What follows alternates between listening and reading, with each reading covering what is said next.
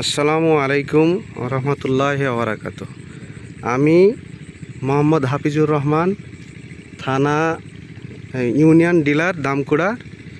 আমি এসেছি শীতলাই এলাকাটার নামটা যেন কি সরমংলা এলাকায় এসেছে। মিরাক্কেল গ্রোথ জমিতে প্রয়োগ করা হয়েছিল এই জমিটাতে, তাই এই জমিটা একটু ভিজিট করতে এসেছি। এই জমিটার বয়স আনুমানিক 30 থেকে 32 দিন। একই সাথে এই জমিটাও লাগানো হয়েছিল, পাশের জমি। এই জমিটার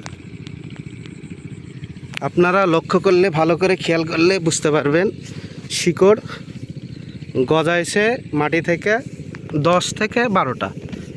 এই যে এই থোপটা গজাইছে 10 থেকে 12টা। আর যেটা মিরাক্কেল গ্রোথ দেওয়া হয়েছিল সেটার থোড়টা একটু ভালো করে খেয়াল করলে হয়তো বুঝতে পারবেন। একটা থোড়ে 20 থেকে 22টা আমরা গোজ দেখতে পাচ্ছি।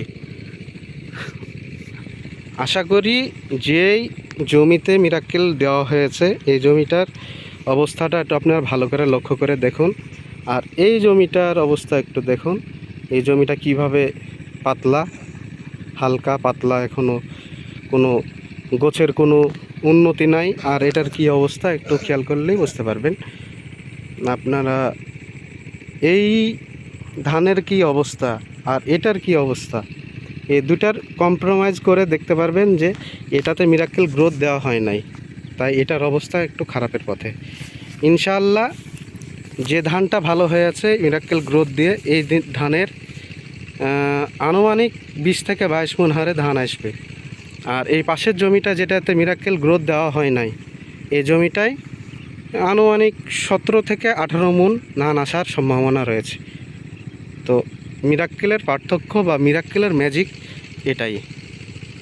আসসালামু আলাইকুম রহমতুল্লাহি ওয়া বারাকাতুহু।